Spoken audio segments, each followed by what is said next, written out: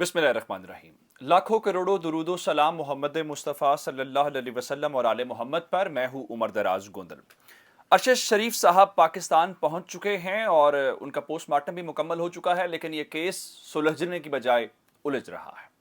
इस केस में हर गुजरते लम्हे के साथ नए किरदार शामिल हो रहे हैं, नई से नई चीज़ें सामने आ रही हैं। आज अब से थोड़ी देर पहले 7:25 के ऊपर सैयद तलत हुसैन ने एक ट्वीट किया।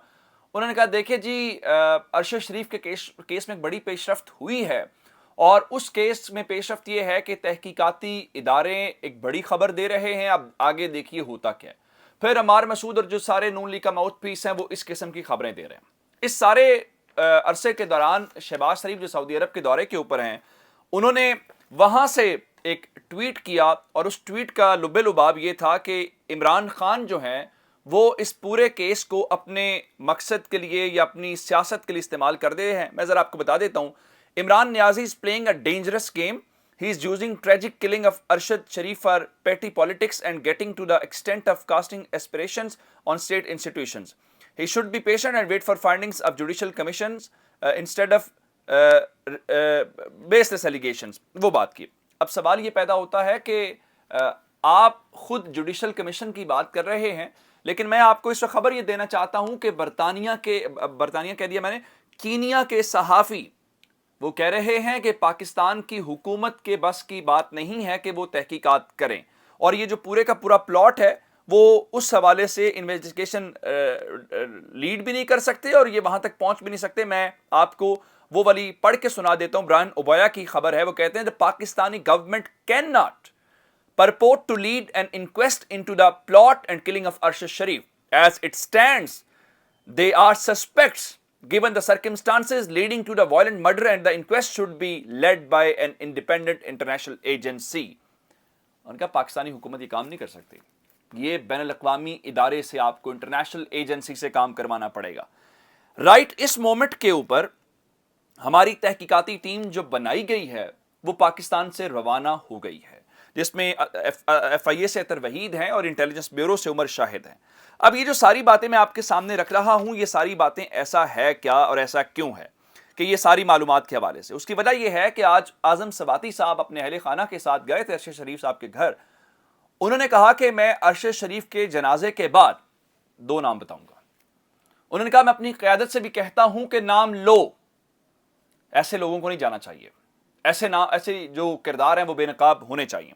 फिर फैसल बावडा ने एक ट्वीट किया, चूंकि मैं जिस वक्त वीडियो रिकॉर्ड कर रहा हूं अभी तक उसका कोई रिस्पांस नहीं आया। उन्होंने कहा था कि वो 9 बजे आज इस बारे में, उनके जो दोस्त अरशद शरीफ की जान गई है, इस बारे में हकायक कौम के सामने रखेंगे। देख लेते हैं जी, आप 9 तो बात का भी इंतजार किया जा सकता है, कोई इतनी बड़ी बात नहीं है। अब मैं आपको बताता हूं कि असल में इसमें मोड़ क्या है और हम बार बार ये बात क्यों कर रहे हैं।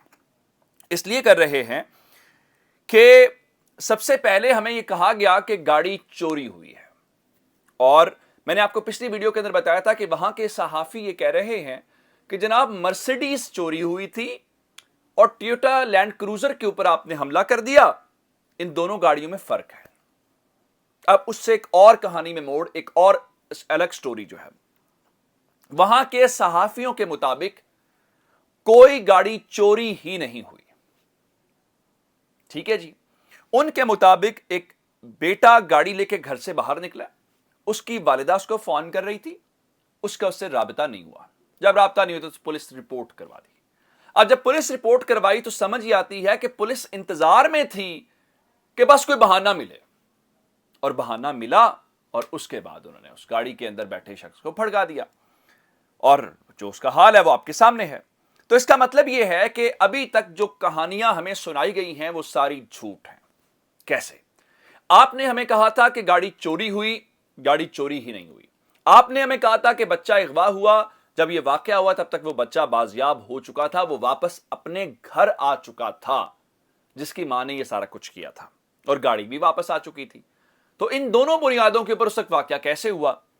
और इस सारी सूरत हाल के दौरान फिर आपने एक और झूठ बोला हमारे से, जो आज आपने हमें बताया। आपने कहा गाड़ी के अंदर से फायरिंग हुई है। मैंने आपको ये खबर दी आज, वो भी कहीं पे अभी तक एस्टैब्लिश नहीं हो पाया। फिर इस सारी सूरत हाल में जो सबसे इंपॉर्टेंट बात है वो माइक सोंको वाली खबर है, जो मैंने आपको दे दी, जो उनके नैरोबी के साबिक गवर्नर ने बात की है। وہ امپورٹنٹ ہے کہ منی لانڈرنگ کا کام ہو رہا تھا وہاں پہ شو رومز کے ذریعے سارا کچھ ہے جس میں انہوں نے بڑے شدید الزامات لگائے ہیں. حامد میر صاحب نے بھی سٹوری کو کوٹ کیا ہے, باقی لوگ بھی کر رہے ہیں. یہ سب سے زیادہ امپورٹنٹ ہے کہ آخر یہ ہوا کیا. پھر 2-4 باتیں میں آپ کے سامنے اور رکھنا چاہتا ہوں. اس میں ایک خبر جو زین علی صحافی ہیں ان کے مطابق جو اے آر وائی کے مالک سلمان اقبال ہیں انہوں نے ارشد شریف کو مشورہ دیا کہ اگر انہیں دبئی سے ڈپورٹ کیا جا رہا ہے تو آپ یا سری لنکا چلے جائیں یا کینیا چلے جائیں, کیونکہ وہی بات ابھی تک بتائی گئی ہے کہ وہاں پہ ویزا آن ارائیول مل جاتا ہے تو ذرا آسانی سے مل جاتے ہیں. لیکن سلمان اقبال نے ارشد شریف کو کہا کہ آپ کینیا چلے جائیں, میرے وہاں پہ دوست ہیں جو آپ کے انتظامات کر لیں گے. اور ان کے یہ دونوں دوست یہ خرم اور وقار ہیں جو اس واقعے کے اندر نظر کہیں آ رہے ہیں. میں سلمان اقبال کے اوپر کوئی الزام نہیں لگا رہا, میں ان کی بات آپ تک پہنچا رہا ہوں جو انہوں نے کی ہے. اور خرم ان میں سے گاڑی چلا رہا تھا اور اس کے بعد یہ دونوں جو ہیں وہ ان دونوں بھائیوں کا وہاں پہ اسلحے کا اور باقی جو معاملات ہیں.